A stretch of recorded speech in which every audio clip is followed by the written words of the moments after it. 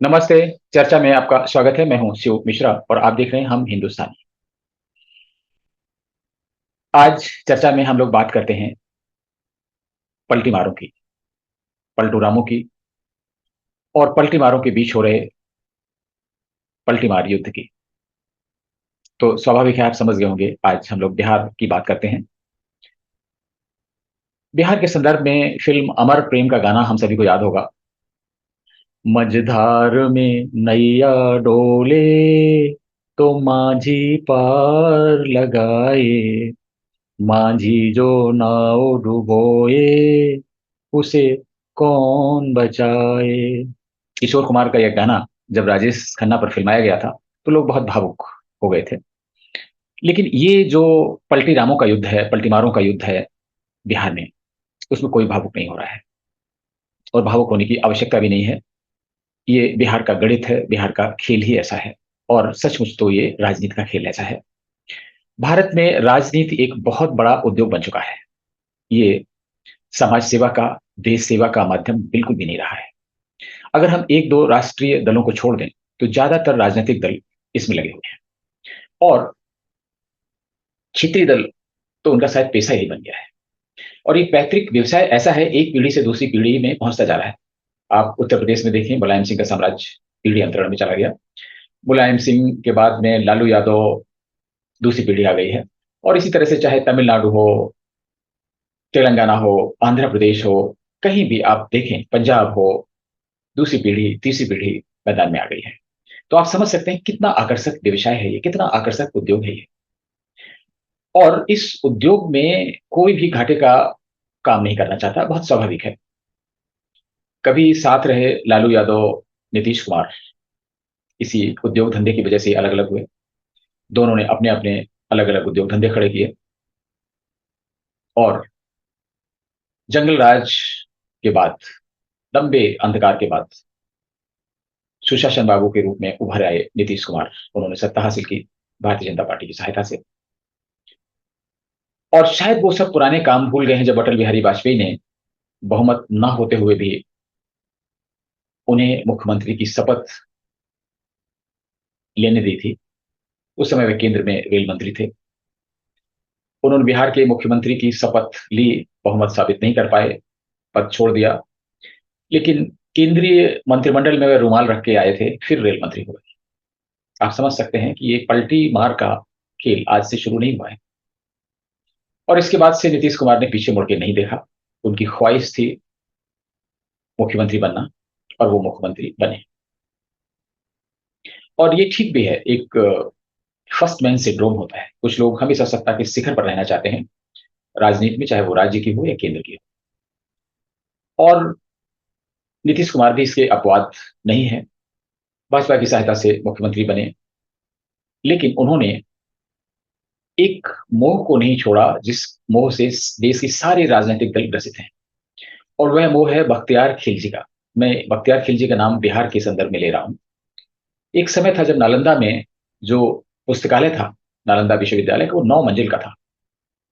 चीनी यात्री और दूसरे देशों के यात्री हैं, उन्होंने अपनी डायरी में, अपनी यात्रा वृतांत में लिखा है कि कैसी लाइब्रेरी थी। लोग विदेशों से उत्साहित रहते थे, पैदल चलकर कष्ट सहकर आते थे कि उन्हें नालंदा की डिग्री चाहिए, भारत की डिग्री चाहिए। और उन्होंने वर्णन लिखा है, हम में से ज्यादातर लोगों ने वो नहीं पढ़ा होगा, अगर वो पढ़ें तो आपकी आंखों में आंसू आ जाएंगे। इतना विशाल वैभव उस विश्वविद्यालय का, ज्ञान के गुरुकुल का, उस आज खंडहर में पड़ा हुआ है। और खंडहर में क्यों पड़ा हुआ है कि बख्तियार खिलजी नामक एक आक्रांता ने उस पर आग लगा दी थी, जो महीनों जलता रहा। किसी हिंदू ने, हिंदूवादी संगठन ने, किसी राजा ने, महाराजा ने और तथाकथित स्वयंसेवकों ने ध्यान नहीं दिया और वो ज्ञान का भंडार राख में तब्दील हो गया। उस आक्रांता के नाम पर आज भी बख्तियारपुर है। बख्तियारपुर रेलवे स्टेशन है, बख्तियारपुर कस्बा है। और उस बख्तियार खिलजी की सफलता से प्रेरित जंगल राज के स्वामी लालू यादव और सुशासन बाबू, दोनों ने ही बख्तियार खिलजी का सहारा लिया। उन्होंने इन खिलजियों के सहारे, बाबरों के सहारे, हुमायूं के सहारे, औरंगजेबों के सहारे, मोहम्मद गोरियों और न जाने कितने आक्रांताओं के कंधे पर बंदूक रखते हुए तुष्टीकरण की पराकाष्ठा पार की, एक वर्ग विशेष के वोट लिए और सत्ता की चाशनी में हमेशा डूबे रहे। शायद सुशासन बाबू इतना कुछ नहीं कर पाए, इसलिए वो पलटी मारते रहे। भाजपा के साथ अपना राजनीतिक कैरियर उन्होंने बनाया, लेकिन महत्वाकांक्षा में शायद उन्होंने पुराने संबंधों को भी दरकिनार कर दिया, और इसलिए नरेंद्र मोदी के प्रधानमंत्री पद का चेहरा बनाए जाने के बाद 2014 में उन्होंने भाजपा से पहला डाइवोर्स किया। और इसके बाद जो लोकसभा चुनाव हुए उसमें बुरी तरह से हारे नीतीश कुमार ने दिखावे के लिए ही सही, नैतिकता का उदाहरण देने के लिए ही सही, झूठा ही सही, इस्तीफा दे दिया। और उस आपदा में, उस अपने तथाकथित त्याग में तमाम राजनीतिक फायदा लेते हुए या लेने के अंदाज में उन्होंने एक ऐसे मोहरे को तलाशा जिससे एक दलित समाज के वोट भी उसको मिले, और ऐसे में काम आए जीतन राम मांझी, जिनको मुख्यमंत्री बना दिया गया। जीतन राम मांझी को वो रिमोट कंट्रोल के मुख्यमंत्री बनाना चाहते थे और बनाया भी। शुरुआत में बहुत दिनों तक जीतन राम मांझी रिमोट कंट्रोल से चलते भी रहे, लेकिन धीरे धीरे उन्होंने सोचा कि भाई वो मुख्यमंत्री हैं तो कुछ तो मुख्यमंत्री का काम करना चाहिए। तो उन्होंने कुछ बातें मानने से इनकार करना शुरू कर दिया। उसका नतीजा ये हुआ कि उनका हाल बुरा करने में भी नीतीश बाबू ने समय नहीं लगाया। जीतन राम मांझी ने तो प्रेस में आरोप लगाया था कि उनको बगीचे के आम नहीं तोड़ने दिए जाते हैं, तमाम ऐसी चीजें, हास्यास्पद चीजें भी आई। लेकिन शीघ्र ही जीतन राम मांझी को अपने पद से त्याग पत्र देना पड़ा, और जो सुशासन बाबू थे चुपके से फिर मुख्यमंत्री बन गए, और इसके बाद उन्होंने पीछे मुड़ के नहीं देखा। अगला चुनाव उन्होंने फिर अपने चिर प्रतिद्वंदी जंगल राज के स्वामी लालू यादव की पार्टी राजद के साथ में लड़ा और सरकार बनाई। और सरकार बनाने का मकसद हमेशा रहता है नंबर एक की पोजीशन, यानी मुख्यमंत्री बन जाना। मुख्यमंत्री बन गए, लेकिन उनको लगा कि सब कुछ ठीक नहीं चल रहा है, उनके ऊपर जंगल राज की छाया पड़ रही है। लोग कह रहे हैं कि जंगल राज के कारण ही इनका शासन बना हुआ है, कारण और भी रहे होंगे। तो अपने इमेज को बनाए रखने के लिए, सुशासन बाबू की छवि को बरकरार रखने के लिए उन्होंने आरजेडी को किक कर दिया और फिर भाजपा के साथ आ गए। भाजपा अपना कैडर इतना विकसित नहीं कर पाई है राज्य में, अभी तक भी कोई इतना बड़ा नेता नहीं बना पाई है जिसके दम पर चुनाव लड़ सके और पूर्ण बहुमत की सरकार बना सके। उन्होंने भी नीतीश कुमार को सारे गिले शिकवे भुलाकर फिर गले लगा लिया, और इस तरह से भाजपा नीतीश की सरकार बन गई। अब की बार कुछ दिन पहले फिर जो पिछले चुनाव हुए उसमें नीतीश बाबू की पार्टी को बहुत कम सीटें मिली, विधायकों की संख्या बहुत कम हो गई, और जो बड़े भाई की भूमिका रहती थी बिहार में वो बहुत छोटे भाई की हो गई। और ऐसा लगने लगा कि सुशासन बाबू शायद आखिरी पायदान पर खड़े हैं। उनको लगा कि शायद ये उनका राजनीतिक अंत हो जाएगा भाजपा की वजह से।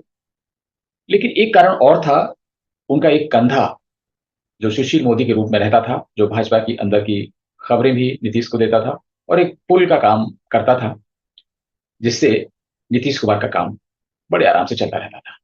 वो नहीं हुआ, क्योंकि भाजपा ने महसूस किया कि सुशील कुमार मोदी की वजह से शायद उनके संगठन का इतना विस्तार नहीं हो पा रहा है, और सुशील कुमार मोदी अगर सत्ता में रहते हैं तो शायद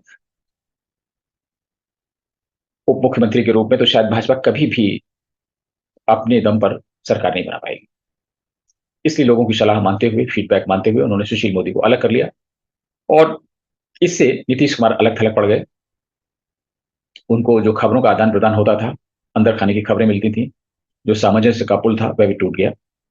और नीतीश को लगा कि शायद इससे तो उनको बहुत बड़ा राजनीतिक नुकसान होने वाला है। तो फिर उन्होंने फिर अपने संपर्क जंगल राज के स्वामी तथा कथित रूप से लालू यादव जी से जोड़े, और एक बार फिर पलटी मार दी, और अब की बार उन्होंने भाजपा को किक कर दिया। भाजपा तिलमिला तो गई, लेकिन उनके पास कुछ कहने के लिए था नहीं, और इस तरीके से मुख्यमंत्री की कुर्सी हर जगह पलटी मारने के बाद नीतीश के पास रही।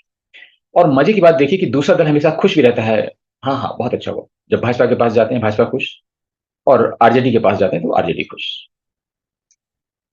जीतन राम मांझी भी पलटी मार हैं, पलटी मारने में उनका भी कोई शानी नहीं है। उन्होंने कांग्रेस से होते हुए हर जगह जाते हुए यहां तक पहुंचे हैं, और उनकी ये पलटी आखिरी है, ये भी नहीं कहा जा सकता है। लेकिन नीतीश कुमार जैसा लोग समझते हैं कि वो